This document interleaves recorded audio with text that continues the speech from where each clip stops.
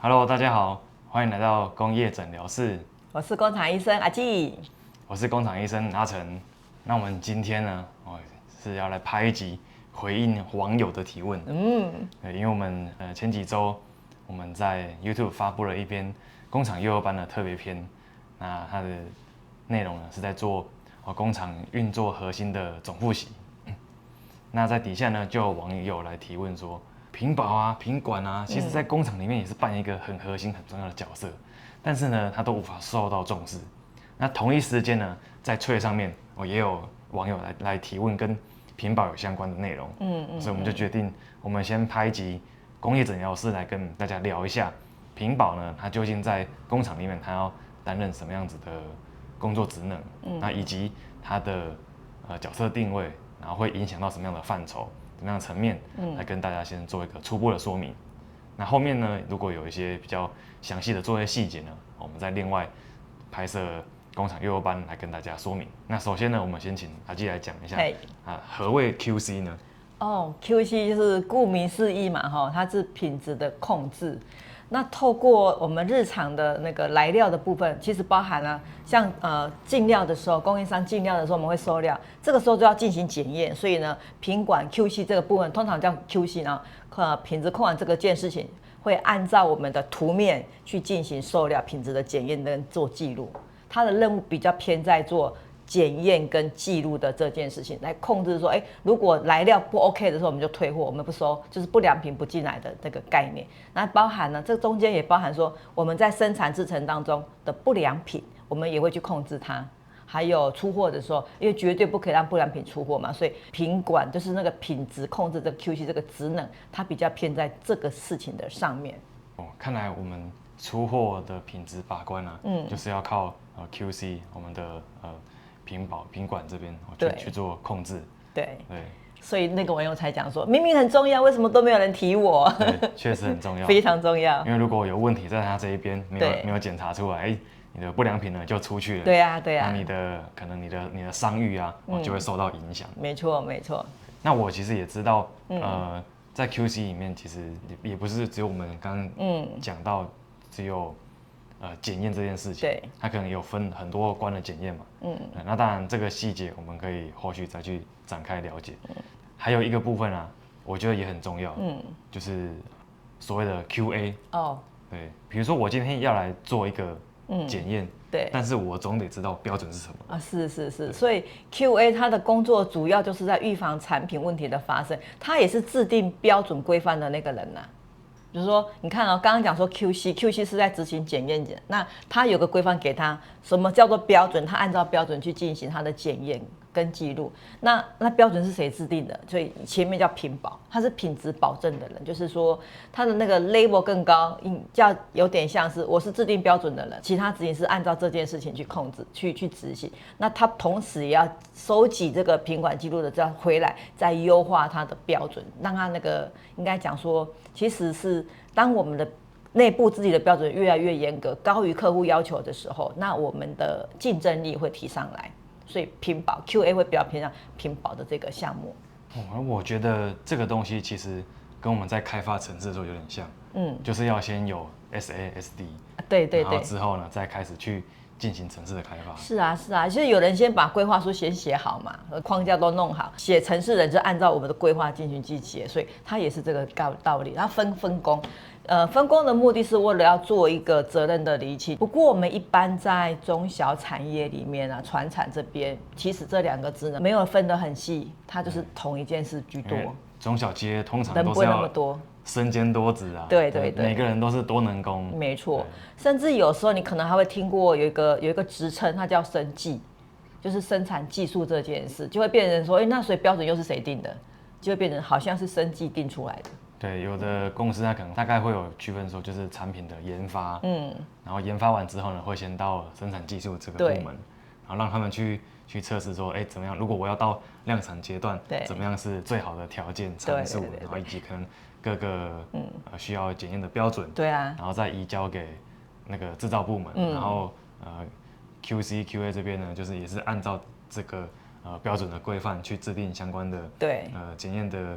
标准作业细节，以及如何检验这件事情。所以你说到一个关键点呢，就是说，像 R&D 开发的人把它开发出来之后，他只是有时候开发比较凭想象值，那他做出来，他只是我知道这个东西把它做出来，甚至有的时候只是把图画出来而已，就会有另外一个单位，他把图画出来就给生产部去执行，或者有升级去进行打样。但是做完之后要量产的时候，就会分成2个支派哦。好，要量产的时候，你的图面是确定都完成的，那所以制造单位厂务部是按照图去生产，对不对？那 QC 按照图的那些规范去检验，所以生产跟检验是分成2个角色，它就是不会去不能够同时自己做啦，因为怎么看自己都对的啦，所以会分成2个稽核QC 就比较偏向稽核的角色，我来确定你是不是有按图施工，确保公司的品质。就是一方面呢，要能够把产量能够真正的拉起来，对，然后另一方面呢，又要把这个品质良率也要拉起来，是，对，所以这个是需要有2边不同部门的人去互相协作，因为他们在公司的角色里面，他的就像你刚刚讲，他其实他的那个指标是不同的。我是常务部的人，我冲的叫产量啊，那你是品保的人，你要负责的是良率要高啊。当然良率是谁做出来，是我做出来，可是为了避免说我在赶生产量的时候，我就忽略到良率，所以做越多，万一我不看良率的时候，我做越多，那就可能坏的越多。所以良率这件事也是必须透过另外来介入，你这样不行，你必须做好。那我知道啊，其实我们要做这个 QC 的时候，它也有一些相关的工具或者一些表单的手法哦，当然可以去协助嘛。对，那可以来跟我们介绍一下吗？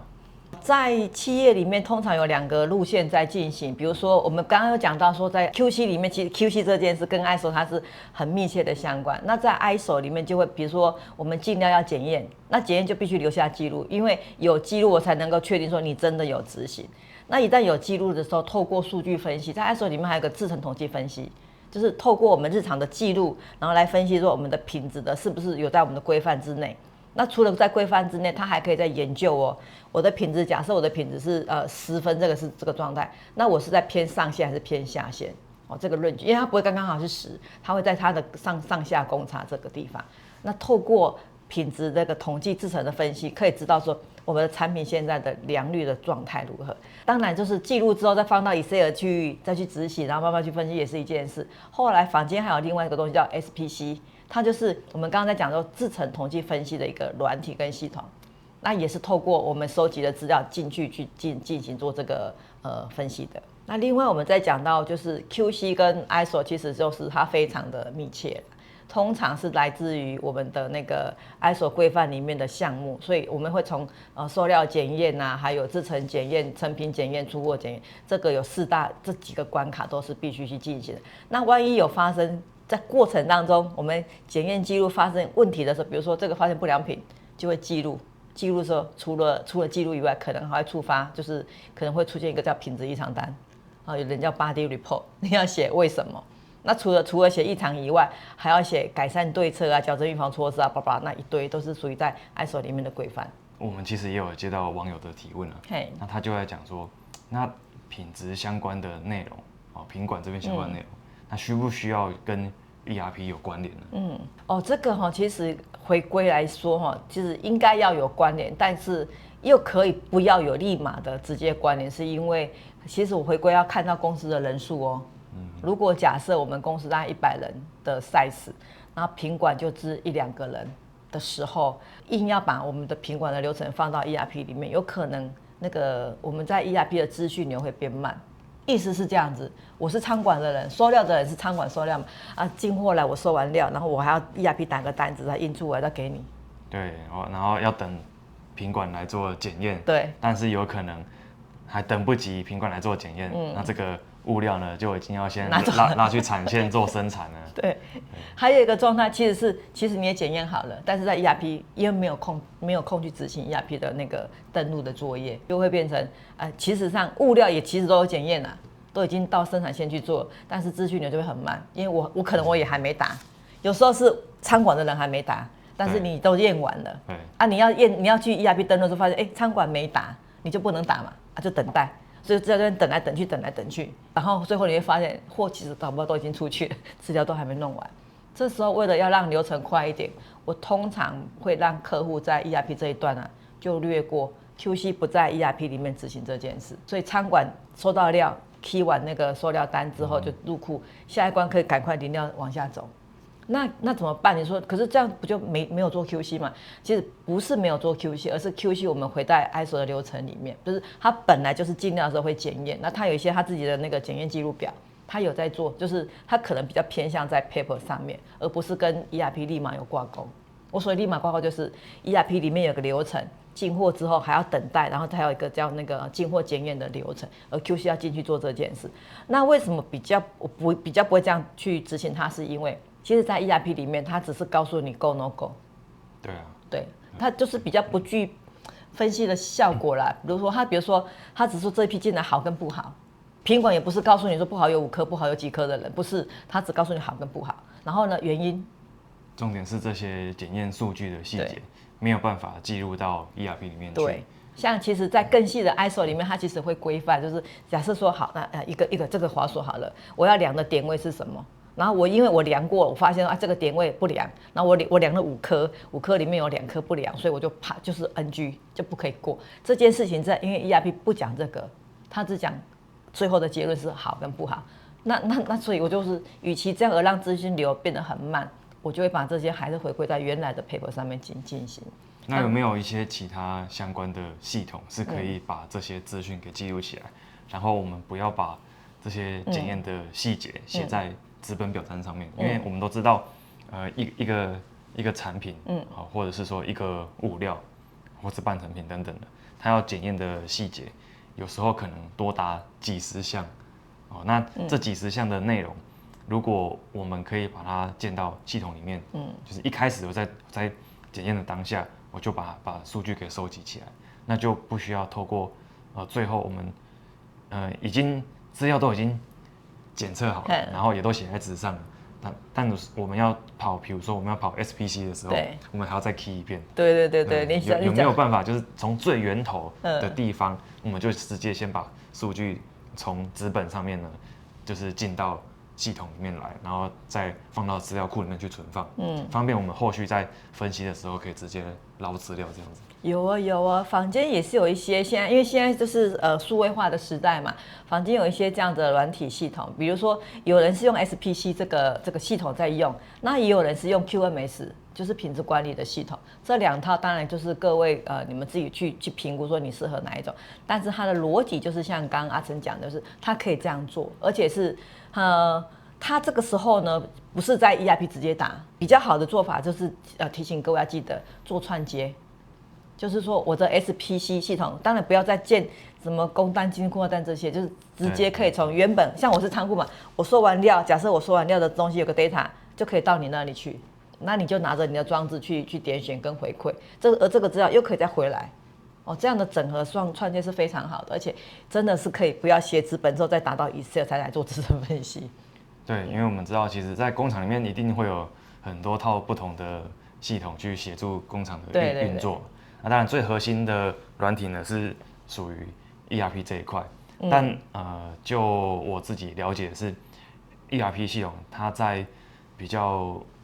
现场端的，比如说第一线的资料收集这一块，是相对比较弱势一点。对，那当然，这个跟每个软体的，就是它的开发的主轴有关系。对，毕竟它是以财务为主轴的。对，那如果我们是站在工厂管理的角度，尤其是第一线的现场管理，那我们其实可以透过其他厂商所开发出来的，算是相对于 ERP 来讲，我们是称为所谓的外挂系统。对，但是这些外挂系统呢，可以把这些共同的资料